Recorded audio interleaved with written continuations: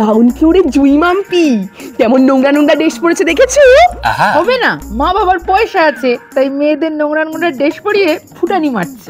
মাম্পিটাকে দেখেছো? এদিকে সোয়েটার পরেছে, ওদিকে আবার ছোট জামা বার করে রেখেছে। তা হবে না, নিজের গা গরম রাখার দরকার নেই, খালি ছেলেদের গা গরম করার ধান্দা। লক্স কেটে টেপ জামা পরে কেমন কচি সেজেছে দেখো। কারোর কি জানতে বাকি আছে যে তুই ডিভোর্সি?